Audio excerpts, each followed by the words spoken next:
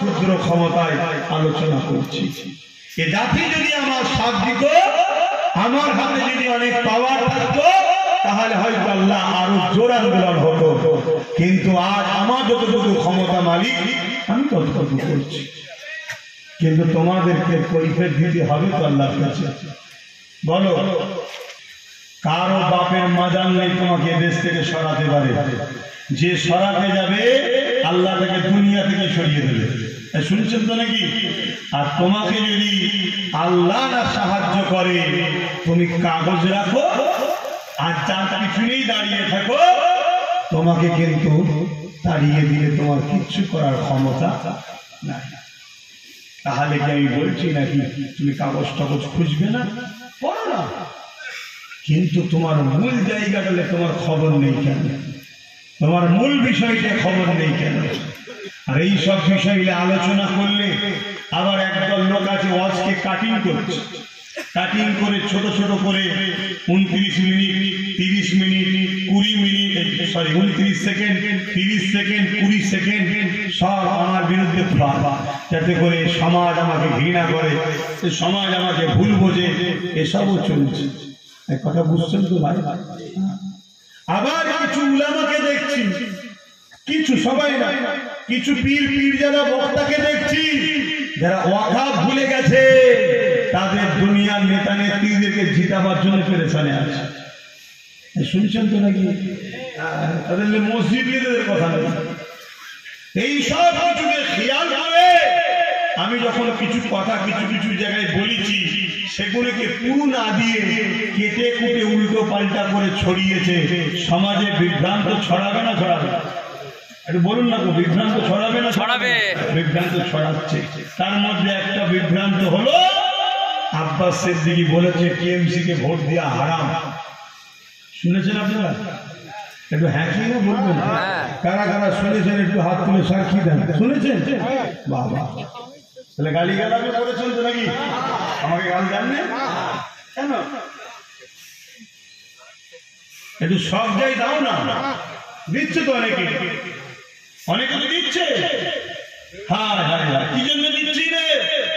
না ওর বেঈমান জালিম অত্যাচারী শয়তান নেতা নেত্রীর বিরুদ্ধে বলেছি তাই গাল দিচ্ছে। আর ওদের বেঈমান শয়তান জালিম নেতা নেত্রীগুলো আমার আল্লাহর মসজিদ মাদ্রাসার বিরুদ্ধে বলেছে, তখন ওদের মুখে কোনো কথা নেই। তাহলে মুসলিম না মুসলিম সুরাতে মুনাফিক?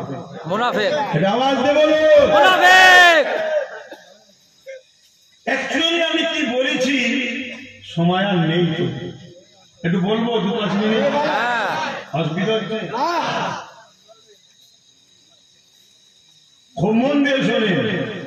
অ্যাকচুয়ালি আমি হুজুর পাক সাল্লাল্লাহু আলাইহি ওয়াসাল্লামের একটা হাদিস মানুষের সামনে রেখেছি। কি?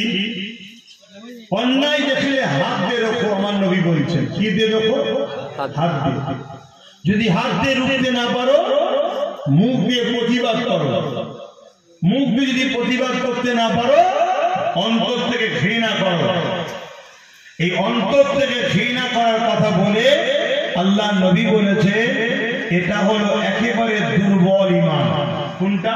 অন্তর থেকে ঘৃণা করা, এটা হলো কি? দুর্বল ঈমান। মজবুত 1 নম্বর ঈমান কোনটা? হাত দিয়ে প্রতিবাদ করা, হাত দিয়ে রুখা অন্যায়কে। 2 নম্বর ঈমান কোনটা? মুখ দিয়ে প্রতিবাদ করা। দুর্বল ঈমান কোনটা? অন্তর থেকে ঘৃণা করা। যদি অন্তর থেকেও ঘৃণা না করতে পারে, তারপরে আর কোন ঈমানের স্তর নেই। শুনছেন? কেন্দ্রের জালিম সরকার সংখ্যাগরিষ্ঠতা দেখিয়ে ওয়াকাফ কালা কানুন তৈরি করেছে।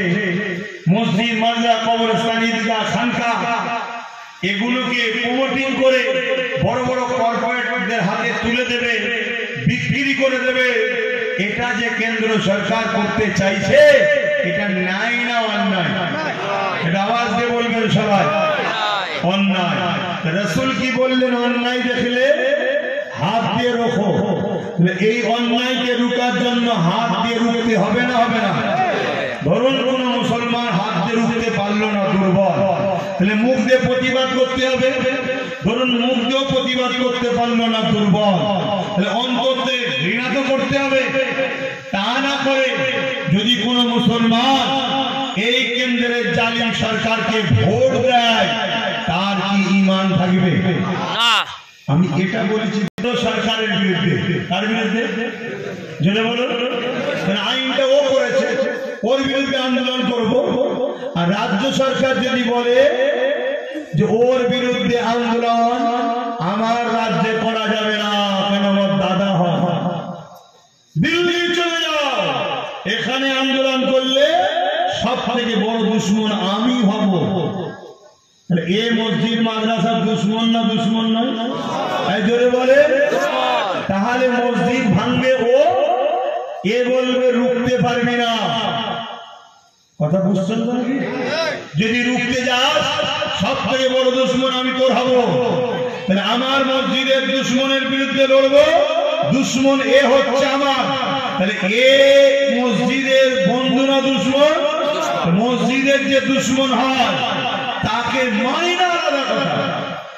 অনেক অন্য ধর্মের ভাই মসজিদ মানে না, কিন্তু মসজিদের দুশ্মন না। শুনছেন না? শুনলেন?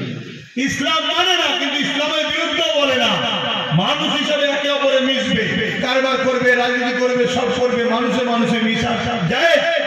কিন্তু তুমি মানো না সুলতান, তুমি আমাদের ট্যাক্সের পয়সায় দীঘায় মন্দির করতে পারো, আর আমার মসজিদের জন্য লড়তে গেলে তুমি বলবে দিল্লি চলে যাও। তাহলে অন্যায় করছে না ন্যায় করছে? এর বিরুদ্ধে হাত দিয়ে লড়া দরকার আছে না নাই? যদি হাতে না পারো মুখ দিয়ে প্রতিবাদের দরকার আছে না নাই? যদি মুখ দিয়ে না পারো অন্তরে ঘৃণার দরকার আছে না নাই? তা না করে যদি কেউ একে ভোট দেয়, তার ঈমান আছে? আমি এটাই বলেছি।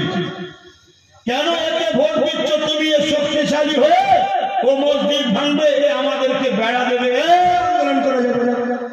শুনছেন না? আরো কথা বলেছি। কি বলেছি? কি বলেছি? মন্দির বানাচ্ছে ট্যাক্সের পয়সা, চলো, তারপরও চলো, ছেড়ে দাও, কথা বুঝে আসছে। কিন্তু তুমি মন্দির বানিয়ে প্রসাদ খাইয়ে মুসলিম সমাজকে কাফের বানাবার পরিকল্পনা করেছে না করে না? রেশনের মধ্যে দিয়ে প্রসাদ পাঠিয়েছে না পাঠাইনি? বুকে হাত দিয়ে বলুন, প্রসাদ খেলে ঈমান থাকে? জোরে বলো, ঈমান থাকে? তাহলে তুমি এক মন্দির করলে রাজকোষের টাকা, এটা যেমন অন্যায়, তারপরেও চলো সম্প্রীতির স্বার্থে, বৃহৎ স্বার্থে চুপ করে গেলাম। কিন্তু তুমি প্রসাদ খাইয়ে মুসলিম সমাজের ঈমানকে লুটতে চেয়েছো, আমাদের বেঈমান বানাতে চেয়েছো, এটা নাই না অন্যায়? এই অন্যায়ের বিরুদ্ধে হাত দিয়ে রুখা দরকার আছে না না? মুখ দিয়ে প্রতিবাদের দরকার আছে না না? অন্তরে ঘৃণার দরকার আছে না না? তা না করে একে আবার ভোট দিয়ে শক্তিশালী করছো, যাতে করে আরো কিছু হারাম খাইয়ে মুসলমানদেরকে কাফের বানায়। এই কাফেরের যে সাথ নেবে সেটাও কাফের হবে। কথা বুঝছেন না? বলেন না? তুই রাজনীতি করছিস, করবে যা বাবা, মানুষের রুজি রুটি কার